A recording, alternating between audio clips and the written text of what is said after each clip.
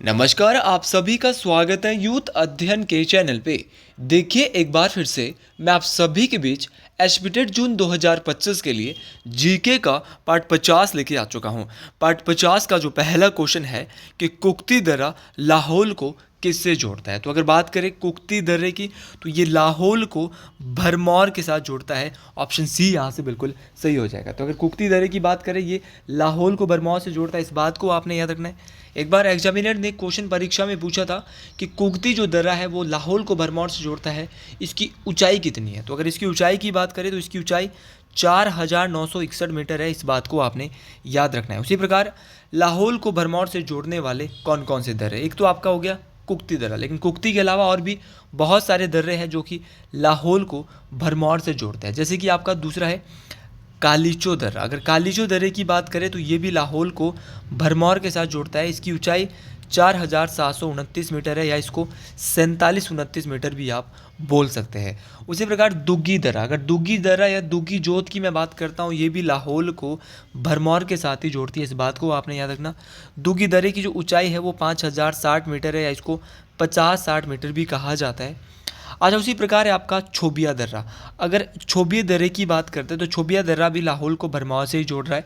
इस बात को आपने याद रखना। और एक शिफ्टिंग दर्रा, कौन सा दर्रा है? शिफ्टिंग। तो शिफ्टिंग भी लाहौल को भरमौर से जोड़ता है। अगर आप भी एस्पिटेट जून की प्रिपरेशन कर रहे हो तो जुड़िए हमारे साथ मात्र और मात्र 499 रुपये में। हम दे रहे हैं आपको लाइव प्लस रिकॉर्डेड क्लासेज। जो क्लासेज आपको लाइव मिलने वाली है वो सेम क्लासेज आपको रिकॉर्डेड मोड में भी मिलने वाली है। अगर आप हमारे साथ जुड़ना चाहते हैं तो फ्री एंड रिटर्न नोट्स आपको हमारे बैच में दिए जाएंगे। 7876145409। आप इस नंबर पे हमसे कांटेक्ट कर सकते हैं। और अगर आप खाली पेड नोट्स लेना चाहते हैं तो भी आप इस नंबर पे कांटेक्ट कर सकते हैं 7876145409। तो इस नंबर पे आप कांटेक्ट कीजिएगा। देखिए, अगर मैं कुछ दर्रों की बात करता हूँ, जैसे कि कुछ दर्रे हैं आपके जो कि चंबा में स्थित है और चंबा को पांगी से जोड़ते हैं। तो चंबा को पांगी से जोड़ने वाले दर्रे एक है आपका सांच दर्रा। सांच दर्रा किससे किसको जोड़ता है? तो ये चंबा को पांगी से जोड़ता है। उसी प्रकार एक दर्रा है दराटी। देखिए, अगर दराटी दर्रे की बात करूँ तो ये भी चंबा को पांगी के साथ जोड़ता है। इस बात को आपने याद रखना है। उसी प्रकार एक देखो एक छोबिया दर्रा है। छोबिया दर्रा तो खाली चंबा में, लेकिन मैंने इससे पहले लाहौल को भरमौर से जोड़ने में एक छोबिया बोल दिया था। तो छोबिया नहीं है, वो क्या है? वो जो दर्रा है वो है आपका चोबू दर्रा। कौन सा है? चोबू। चोबू दर्रा और छोबिया दोनों अलग अलग है। छोबिया खाली चंबा में है, और जो ये दोनों बातें आपको याद रखनी है, इंपॉर्टेंट बातें हैं। अच्छा जी, इसके अलावा बहुत बार क्वेश्चन पूछा गया है कि चंबा को जम्मू से जोड़े जाने वाला दर्रा कौन सा है। तो चंबा को, हिमाचल के चंबा को जम्मू से जोड़ने वाला दर्रा है पादरी। कौन सी दर्रा भैया? ये देखिए पादरी दर्रा हिमाचल के जम्मू को चंबा से जोड़ता है। हिमाचल के चंबा को जम्मू के साथ जोड़ता है। इस बात को आपने याद रखना। बहुत बार पूछा गया वारू दर्रा कि वारू दर्रा किस किस को जोड़ता है। तो वारू दर्रे की बात करें तो जो आपका वारू पास है, वारू जो दर्रा है वो किससे किसको जोड़ता है? तो वारू दर्रा चंबा को कांगड़ा के साथ। तो चंबा को कांगड़ा के साथ जोड़ने वाला दर्रा एक तो आपका हो गया वारू। वारू के अलावा आपका एक हो गया तेलंग दर्रा। तेलंग दर्रा भी चंबा को कांगड़ा के साथ जोड़ता है। इस बात को आपने याद रखना। बहुत बार टेट परीक्षाओं में पूछा गया भीम कसूतड़ी दर्रा। तो भीम कसूतड़ी दर्रा भी चंबा को किससे जोड़ रहा है भैया? चंबा को कांगड़ा के साथ जोड़ता है। इसी के अलावा तोरी दर्रा है, आपका बलेनी दर्रा है, जालसू दर्रा है, ये सारे के सारे चंबा को कांगड़ा से जोड़ता है।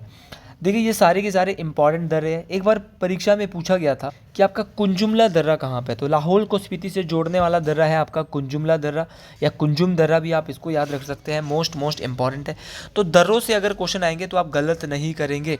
सीधा क्वेश्चन पूछा जाता है कि चार राहों का दर्रा कौन सा है, या लाशों का ढेर किस दर्रे को कहा जाता है। तो चार राहों का जो है वो चार राहों का दर्रा या लाशों का जो ढेर है वो किस दर्रे को कहा जाता है? तो लाशों का जो ढेर है वो रोहतांग दर्रे को कहा जाता है।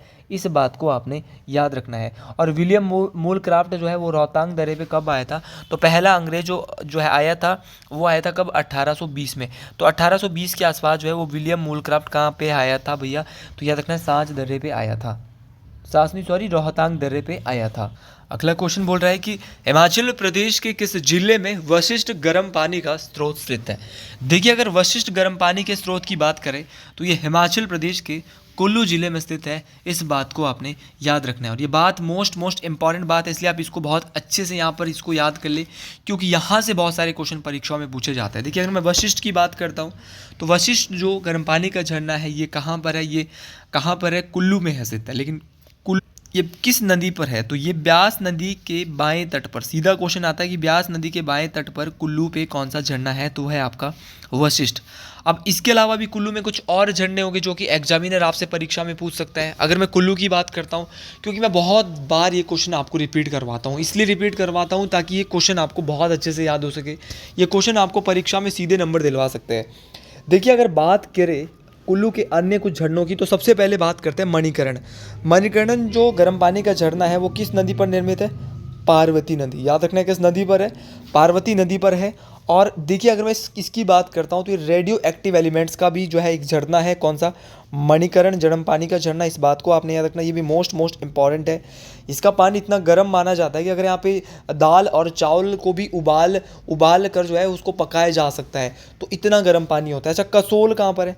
तो कसोल भी जो है वो कुल्लू में ही है। अगर मैं बात करूँ तो ये पार्वती नदी के एक निकथन गाँव है। पार्वती नदी के निकट एक गाँव है निकथन। निकथन के निकट है कसोल गर्म पानी का झरना। तो निकथन गाँव के विपरीत दिशा में कौन सा झरना है? आपका कसोल है। इसके अलावा आपका खीर गंगा। तो खीर गंगा ये भी कहाँ पर है? तो खीर गंगा की बात करें तो ये भी एक झरना है, और ये कहाँ का है? कुल्लू का। इसके अलावा कुछ और भी बहुत सारे झरने हैं। अगर मैं वशिष्ठ गर्म पानी झरने की बात करता हूँ, ये तो हमने पढ़ लिया, ये कुल्लू में है। क्वेश्चन पूछने वाला क्वेश्चन पूछता है कि आपका मंडी में आपने कौन से पढ़े? तो मंडी की बात करते हैं तो मंडी में एक फेमस है, वो है तत्ता पानी। अच्छा, तत्ता पानी की बात करें तो ये मंडी में है। और अगर तत्ता पानी के बारे में डेप्थ में बात की जाए तो तत्ता पानी जो है वो सतलुज नदी पर निर्मित है। ये गर्म पानी का झरना है, इस बात को आपने याद रखना। हिमाचल और शिमला की बाउंड्री पे ये आता है तत्ता पानी, इस बात को आप याद रखें। इसके अलावा अगला ऑप्शन यहाँ पे हमारे पास ज़्यादा शिमला। शिमला में दो झरने याद रखेंगे, एक चैडविक, दूसरा ज्यूरी। अच्छा, चैडविक की बात करते हैं, ये शिमला के समर हिल में है। तो चैडविक जो झरना है वो कहाँ पर है? शिमला के समर हिल में है, इस बात को आपने याद रखना। ये ठंडे पानी का झरना है। और अगर बात करें ज्यूरी की, ज्यूरी तो ये शिमला के रामपुर के आसपास स्थित है। तो ज्यूरी जो है शिमला के रामपुर में, ये एक गर्म पानी का है। और जो कि आपका चैडविक है वो कैसा है? ठंडा पानी का है।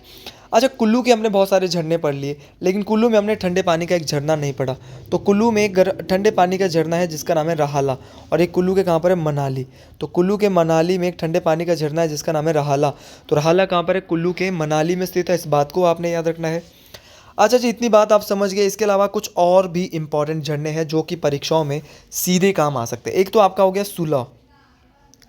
सुलह कहाँ पर है? तो सुलह एक ठंडे पानी का चश्मा है, ये कांगड़ा में स्थित है सुलह। इसके अलावा आपका एक हो गया लुनानी। लुनानी लुनानी भी क्या है? ठंडे पानी का झरना। ये भी कहाँ पर है? कुल्लू में है। आप सॉरी, कुल्लू नहीं, कांगड़ा में है। तो ये सारे के सारे आपको याद रखने हैं, टेट परीक्षाओं में ऐसे पूछे जाते हैं। अगला क्वेश्चन है कि हिमाचल प्रदेश के किस जिले में चौहार घाटी स्थित है? और अगर आपने आज की वीडियो पूरी देख ली तो यहाँ से आपका टेट परीक्षाओं में 2 नंबर पक्के बनने वाले। ये समझिए आपकी 2 नंबर प्लस में हो अगर आपने आज के क्वेश्चन को कवर कर लिया। थोड़ा धीरे धीरे करिए क्योंकि टेट परीक्षा अब नज़दीक आ चुकी है। तो हिमाचल प्रदेश के किस जिले में चौहार घाटी स्थित है?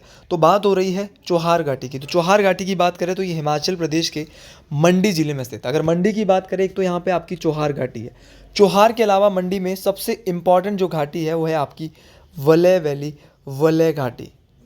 अगर वलय घाटी की मैं बात करता हूँ तो हिमाचल प्रदेश की सबसे ज़्यादा उपजाऊ घाटी है, इस बात को आपने याद रखना। तो हिमाचल प्रदेश की सबसे अधिक फर्टाइल वैली कौन सी है? वलय घाटी है। क्वेश्चन पूछा जाता है सुंदरनगर घाटी के नाम से किस घाटी को जाना जाता है? तो सुंदरनगर घाटी के नाम से वलय घाटी को ही जाना जाता है, इस बात को आपने याद रखना। अच्छा, सुकेती खड्ड किस घाटी को 2 भागों में बांटती है? तो वलय घाटी को। तो वलय घाटी भी कहाँ पर है? आपके मंडी में। इसके अलावा मंडी में और भी कोई घाटियाँ होंगी। तो मंडी में आपकी एक तो आपका हो गया चौहार। चौहार के अलावा हो गया चौंतरा, बहुत बार पूछा गया है चौंतरा घाटी। तो चौंतरा घाटी भी आपके मंडी में है। बहुत बार पूछा गया इमला विमला, इमला और विमला। तो इमला और विमला घाटी भी कहाँ पर है? मंडी में स्थित है, इस बात को आपने याद रखना है। इसके अलावा ऑप्शन में यहाँ पर सिरमौर दिया है। अगर सिरमौर की बात करें तो सिरमौर में कौन सी घाटी है? तो सिरमौर में है क्यारदा-दून घाटी। बहुत बार पूछा जाता है कि जो क्यारदा-दून घाटी है वो हिमाचल प्रदेश के किस जिले में है, या क्यारदा-दून घाटी को अन्य किस नाम से जाना जाता है? तो क्यारदा-दून घाटी को पोंटा घाटी भी कहा जाता है और ये हिमाचल प्रदेश के सिरमौर जिले में स्थित है। अच्छा, अगर आप क्यारदा-दून के बारे में जानते हो तो आप दून घाटी के बारे में भी जानते होंगे। दून घाटी कहाँ पर है? तो दून घाटी जो है वो सोलन में स्थित है, इस बात को आपने याद रखना है। सोलन में स्थित है आपकी दून घाटी। दून घाटी के अलावा बहुत सारी घाटियाँ जैसे कि आपकी सपरून घाटी। तो सपरून घाटी भी आपके सोलन में है। सपरून घाटी के अलावा आपका सपरून घाटी के अलावा कुनिहार घाटी, भाई कुनिहार घाटी आपको याद रखनी, कुनिहार घाटी भी यहीं पर है। इसके अलावा एक और है सरसा, सरसा घाटी भी आपके सोलन में है। इसके अलावा एक दूसरी घाटी अश्विनी, अश्विनी घाटी भी सोलन में है। और एक है गंबर घाटी, कौन सी है, गंबर घाटी, ये भी कहाँ पर है, सोलन जिले में स्थित है। तो ये सारी की सारी आपको याद रखनी है और सारी की सारी देखो परीक्षाओं में काम आने वाली है। अगर मैं बात करता हूँ इसके अलावा, एक घाटी है हिमाचल प्रदेश की सबसे सुंदर घाटी। तो हिमाचल प्रदेश की सबसे सुंदर घाटी है वो है आपकी बसपा, कौन सी है, बसपा वैली। तो बसपा वैली जो है सबसे सुंदर घाटी, सबसे सुंदर घाटी कही जाती है। बहुत बार क्वेश्चन आता है कि बसपा घाटी का अन्य नाम, तो बसपा घाटी को ही सांगला घाटी भी कहा जाता है। और बसपा घाटी का जो गांव है चितकुल गांव, किन्नौर का एक फेमस गांव है चितकुल, और चितकुल कहाँ पे आता है, ये बसपा घाटी में आता है। बहुत बार ये क्वेश्चन पूछा गया है, तो ये सारे के सारे क्वेश्चन आपको याद रखने हैं। अगला क्वेश्चन बोल रहा है कि व्यास नदी का वैदिक नाम क्या है। तो व्यास नदी का जो वैदिक नाम है वो है अर्जिकिया, लेकिन इसका जो संस्कृत नाम है, प्राचीन नाम है वो क्या है, तो इसका वैदिक नाम तो क्या है, व्यास नदी का अर्जिकिया है। ये बात आपको याद रखनी है, ऑप्शन डी सही हो जाएगा। लेकिन आपने ये भी याद रखना है कि बिपाशा क्या है, तो बिपाशा जो है वो व्यास नदी का संस्कृत नाम है, इस बात को आपने याद रखना है। अच्छा, व्यास नदी के बारे में थोड़ा थोड़ा पढ़ लेते हैं। व्यास नदी कहाँ से निकलती है, तो व्यास नदी जो है वो रोहतांग दर्रे से इसका क्या होता है, ओरिजिन होता है। तो रोहतांग दर्रे से निकलती है व्यास नदी, और इसका जो पुराना नाम है रोहतांग दर्रे का वो है भृंगतुंग। ये भी पूछा गया है टेट परीक्षाओं में कि रोहतांग दर्रे का पुराना नाम क्या है, तो भृंगतुंग रोहतांग दर्रे का पुराना नाम है। और इसी भृंगतुंग, इसी रोहतांग दर्रे से उद्गम होता है आपका ब्यास नदी का, इस बात को आपने याद रखना है। अच्छा, ये भी आपको याद हो गया। फिर क्वेश्चन पूछा जाता है कि ये हिमाचल प्रदेश में कितनी बहती है। तो अगर रोहतांग दर्रे की बात करें तो ये हिमाचल प्रदेश में कुल 256 किलोमीटर, कितनी बहती है भैया, 256 किलोमीटर बहती है। और हिमाचल को कहाँ पर छोड़ती है, तो रोहतांग दर्रे से उद्गम होता है और हिमाचल के मिर्थल, क्या नाम बोलेंगे, हिमाचल में ये जो है मिर्थल नामक, बहुत बार स्थान पूछा गया है तो गलती नहीं करेंगे टेट में अगर दोबारा पूछा जाएगा। तो मिर्थल नामक स्थान में छोड़कर, हिमाचल प्रदेश को छोड़कर पंजाब में प्रवेश करती है, इस बात को आपने याद रखना है। और पंजाब में भी हरी का पत्तन एक जगह है, हरी का पत्तन को पंजाब में छोड़कर ये कहाँ पर मिलती है, सतलुज नदी में मिल जाती है। तो पंजाब में ही हरी का पत्तन नामक जगह पे जो है किसमें मिलती है, सतलुज में मिलती है। और हिमाचल को कहाँ पर छोड़ती है, हिमाचल में जो ये छोड़ती है वो छोड़ती है मिर्थल नामक स्थान पे। बहुत बार क्वेश्चन पूछा जाता है कि आपकी जो मानुनी नदी है वो किसकी सहायक है, आपकी गज जो है वो किसकी सहायक है, तो आपकी पार्वती हो गया, आपकी मलाना, ध्यान से सुन लो, पार्वती, मलाना, सोलंग, मनालसू, सूजन, फोजल, सरवरी, देहर, हंसा, तरथन, ज्यूनी, सुकेती, सोन और सिंच। एक बार फिर से बोल रहा हूँ, पार्वती, मलाना हो गया, सोलंग हो गया, मनालसू हो गया, स्यूजन हो गया, फोजल हो गया, सरवरी हो गया, देहर हो गया, हंसा हो गया, ज्यूनी हो गया और सुकेती हो गया, सोन हो गया और सेन हो गया। ये सारी की सारी जो है वो किसकी सहायक है, ब्यास नदी की सहायक नदियाँ हैं, इस बात को आपने याद रखना है। और इस सारे के सारे क्वेश्चन परीक्षाओं में पूछे जाने वाले हैं, इसीलिए आप एक एक क्वेश्चन को थोड़ा ध्यान से पढ़िएगा क्योंकि ये क्वेश्चन बहुत ज़्यादा इंपॉर्टेंट रहने वाले हैं। क्वेश्चन पूछा गया था एक बार कि ब्यास का पहला सहायक नाला कौन सा है, तो ये भी याद रख लेना, सबसे टॉप का क्वेश्चन है। तो एक नाला है रहाणी, रहाणी नाला। तो रहाणी नाला जो है वो ब्यास का सबसे पहला सहायक नाला माना जाता है, इस बात को आपने याद रखना है। ये इंपॉर्टेंट क्वेश्चन है, परीक्षाओं में काम आने वाला क्वेश्चन है। अच्छा, कालिंदी क्या है, तो कालिंदी जो है यमुना नदी का वैदिक नाम है। अगर बात करें अस्किनी, अस्किनी किसका है, तो अस्किनी जो है आपका रावी नदी का होगा। और बिपाशा और अर्जिकिया जो है वो दोनों के दोनों किसके हैं, आपके ब्यास नदी के हैं। इतनी बात आपको बिल्कुल क्लियर हो गई होगी। अच्छा जी, अगले क्वेश्चन की ओर बढ़ते हैं। अगला क्वेश्चन है कि हिमाचल प्रदेश के किस जिले में कराली झील स्थित है। तो कराली झील की बात हो रही है, तो कराली झील की बात करते हैं तो ये हिमाचल प्रदेश के शिमला जिले में स्थित है। देखिए, अगर मैं कराली झील की बात करता हूँ तो ये एक गंदे पानी की झील है। तो हिमाचल प्रदेश की सबसे बड़ी गंदे पानी की झील तो बोलेंगे भैया आपकी कराली झील है, इस बात को आपने याद रखना है। अच्छा जी, शिमला में और कौन कौन सी झीलें हैं, तो शिमला में एक तो कराली झील है, कराली के अलावा शिमला में और है तानू जुब्बड़, कौन सी है, तानू जुब्बड़ झील, जो कि शिमला के जो नारकंडा जगह है वहाँ के आसपास है। तो तानू जुब्बड़ भी आपके शिमला जिले में पड़ती है। इसके अलावा आपकी चंद्रनाहन, चंद्रनाहन, तो चंद्रनाहन भी कहाँ पर, आपकी शिमला जिले में, इसको भी आपने बिल्कुल याद रखना है। ये तो हमने पढ़ी थी शिमला जिले की। शिमला के अलावा ऑप्शन में दिया है हमीरपुर, हमीरपुर की कोई खास जिले नहीं है, ऊना में भी कोई खास नहीं है। किन्नौर की ओर बढ़ते हैं, तो किन्नौर में कौन कौन सी है, तो अगर किन्नौर की बात करें तो किन्नौर में दो जिले बहुत ज़्यादा इंपॉर्टेंट है। एक तो है सोरंग झील, कौन सी है, सोरंग झील, सोरंग झील किन्नौर में है। और बहुत बार पूछी गई है नाको झील। अगर मैं नाको झील की बात करता हूँ तो हिमाचल प्रदेश की ऐसी झील जो कि स्केटिंग के लिए प्रसिद्ध है, ये क्वेश्चन भी परीक्षा में पूछा गया है, तो वो और कोई नहीं, वो कौन सी आपकी नाको झील है, क्योंकि किन्नौर के नाको गांव के पास है, इसीलिए इस झील को नाको झील कहा जाता है। और जो ऋषि गुरु पद्म संभव है उनका भी इस झील से संबंध है। देखिए ज़्यादा तो भाई मंडी की पूछी जाती है, मंडी की पूछी जाती है। अब मंडी की कौन सी पूछी जाती है सर, ये भी बता दीजिए। तो मंडी की कौन सी पूछी जाती है, तो मंडी की अगर मैं बात करूँ तो मंडी में बहुत सारी झीलें हैं। मंडी में आपकी कुम्हारवा झील है, मंडी में आपकी कुमारवा है, मंडी में आपकी रिवाल्सर कौन सी है, रिवाल्सर झील आपकी मंडी में है, कुमारवा झील आपकी मंडी में है, कुंतभ्योग झील आपकी मंडी में है, कलासर झील आपकी मंडी में है, सुक्सर झील आपकी मंडी में है। और हिमाचल प्रदेश की सबसे छोटी कृत्रिम झील कौन सी है, पंडो, जो कि 14 किलोमीटर बहती है, ये भी कहाँ पर है, सिर्फ मंडी में है। इस बात को आपने याद रखना है। और एक पराशर जिसको आप तैरते हुए टापुओं की झील भी कहते हैं, वो है पराशर झील, ये भी कहाँ पर है, मंडी में ही स्थित है। तो ये सारी की सारी झीलें आपको मंडी की याद रखनी है, जो कि परीक्षाओं में आपसे पूछी जाने वाली। अगला क्वेश्चन बोल रहा है कि हिमाचल प्रदेश का भौगोलिक स्थान क्या है, चाहे वो लैटिट्यूड में बोल रहा है चाहे वो लॉन्गिट्यूड में बोल रहा है। तो अगर हिमाचल प्रदेश की भौगोलिक स्थान की बात करें तो हिमाचल प्रदेश का भौगोलिक स्थान है 30 डिग्री 22 मिनट से 33 डिग्री 12 अक्षांश, क्या बोलेंगे, 30 डिग्री 22 मिनट से 30 डिग्री 22 से 33 डिग्री 12 उत्तरी अक्षांश हिमाचल प्रदेश है। और अगर देशांतर की बात करें तो देशांतर है 75 डिग्री 47 से 79 डिग्री 04 मिनट। तो 45 डिग्री 47 मिनट से 79 डिग्री 4 मिनट इसका पूर्वी देशांतर है हिमाचल प्रदेश का। तो ऑप्शन ए यहाँ से बिल्कुल सही हो जाएगा। इस बात को आपने याद रखना है। और ये सारी की सारी बातें देखो परीक्षा में काम आने वाली है। अब क्वेश्चन पूछा जाता है कि हिमाचल प्रदेश का कुल क्षेत्रफल कितना है, तो हिमाचल प्रदेश का कुल क्षेत्रफल है 55,673। यह है कुछ बेसिक क्वेश्चन, ऐसे क्वेश्चन जो बार बार रिपीट हो रहे हैं। फिर पूछा जाता है कि क्षेत्रफल की दृष्टि से हिमाचल का सबसे छोटा जिला वो है हमीरपुर, कितना एरिया है, तो 2.01% है। इस बात को आपने याद रखना है। अच्छा, सबसे बड़ा जिला कौन सा है, वो है लाहौल स्पीति। इसका जो एरिया है वो 24.85% कवर करता है। ये भी आपको याद रखना है, कितने परसेंट, 24.85% कवर करता है। इस बात को आपने याद रखना है। ये सारी बातें मोस्ट इंपॉर्टेंट है। और हिमाचल की जनसंख्या भारत की जनसंख्या का 2011 में कितने परसेंट थी, 0.57% थी। इस बात को आपने याद रखना।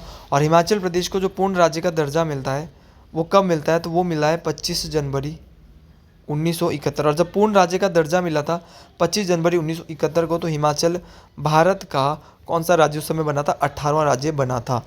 अगला क्वेश्चन बोल रहे हैं कि जनगणना 2011 के अनुसार हिमाचल प्रदेश का लिंग अनुपात है। देखिए, जो 2011 में जो जनगणना हुई थी उसके अनुसार जो हिमाचल प्रदेश का जो लिंग अनुपात था वो था 9:7:2। ये क्वेश्चन तो मैं आपको अपनी सीरीज़ में शायद 10 बार रिपीट करवा चुका हूँ।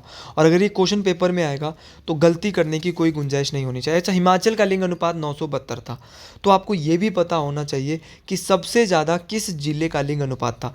तो हिमाचल प्रदेश में 1096, हमीरपुर का 96-95 के आसपास, कई किताबों में 95 दिया है, कई किताबों में 96 दिया है। तो हमीरपुर का सबसे ज़्यादा लिंग अनुपात 1095 या 96 था। हिमाचल का टोटल 975 था। अच्छा, सबसे ज़्यादा लिंग अनुपात कहाँ का था, हमीरपुर का था, लेकिन सबसे कम किसका था, तो सबसे कम जो है आपका किन्नौर जिले का। तो किन्नौर जिले का लिंग अनुपात कितना था, तो किन्नौर जिले का था 818। इस बात को आपने याद रखना है। तो ये सारी की सारी बातें आपको याद रखनी है। अगर आपको ये वीडियो पसंद आई है तो कमेंट बॉक्स में ज़रूर लिखिएगा हर हर महादेव। आज के लिए इतना ही, मिलते हैं अगले वीडियो में। जय हिंद, जय हिमाचल प्रदेश, हर हर महादेव टू ऑल स्टूडेंट्स।